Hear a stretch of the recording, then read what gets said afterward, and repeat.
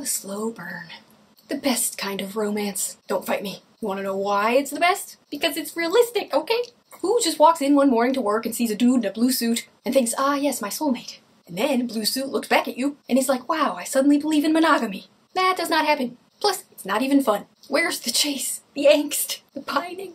As a major driving source of tension in your novel, resolving the romantic tension too soon will leave the rest of the story just spinning its wheels, being boring. Plus, two characters in love will always have less tension than two characters fighting their feelings. If you are about to have a big battle, you might think that two characters in love would make the scene much more impactful, since the characters have so much more to lose. Each other. But in fact, the opposite is true. If the big battle is about to begin and you haven't yet told the love of your life that you love them, and how sorry you are for pushing them away, and how much you regret missing the opportunity to hold them, then it will be much more devastating for your audience, and they will sit nervously on the edge of their seat, desperate to know whether both characters survive, and are finally able to share their true feelings.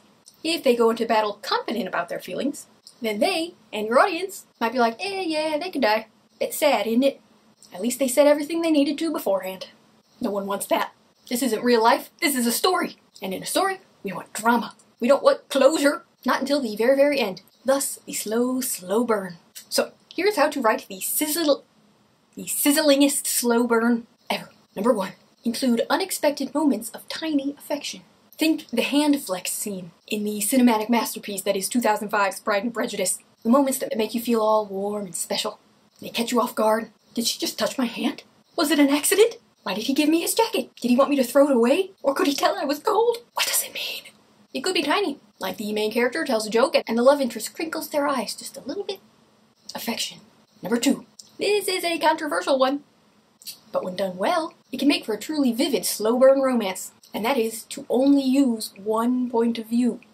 Now don't click off this video. I know most slow burns are dual point of view, so the reader can experience the romance from both sides, but that's not realistic. And it doesn't make use of that first crush, does he love me or does he not feeling that makes a slow burn so special. One POV lets the reader experience that thrill of fantasy along with your protagonist. Tap into that first crush feeling. Remember when you were 15, before you were jaded, and every time you made eye contact with the sexy cashier at Target, your mind ballooned in daydreams of your giggling children and future penthouse, and all the celebrity friends you would have with him. That is the magic of a slow burn romance. And it really only comes when you have one point of view. Because in real life, you're only inside your own head. Number 3. Strategically place the first joke or first use of a nickname that the love interest says to the main character so that it's recognizable as something new and different. And your reader can be like, what? Are they flirting?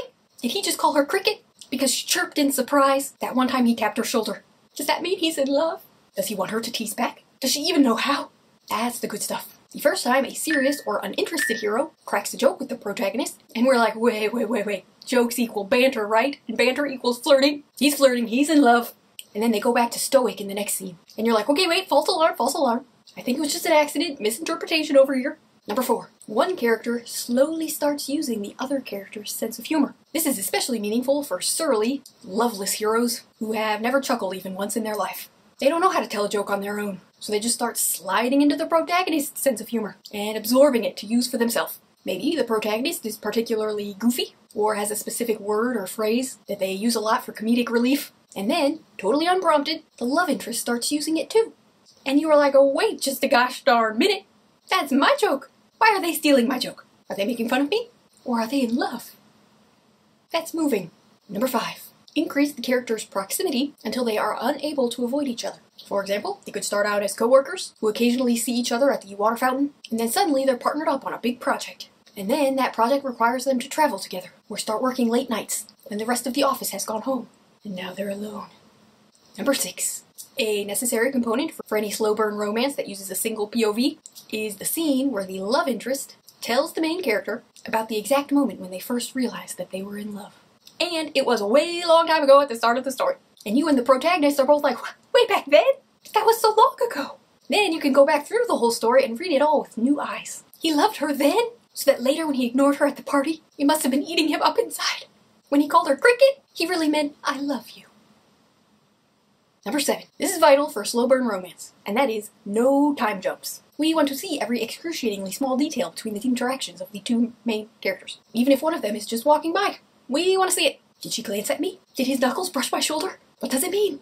Time jumps destroy that tension, since it leaves the reader feeling like the two characters aren't really that interested in each other, if they don't even feel the need to tell us about all their interactions. That's not what somebody does during the bubbly first stages of a crush. They sit around with their friends each night and say, he sighed in the hallway, and I think it was because he knew I saw him and wanted to let me know he was still building up the courage to ask me out and have his babies. That's what we need in a slow burn. Pretend the reader is your protagonist's best friend, and the protagonist wants to tell them everything they know about the hero. Every little interaction.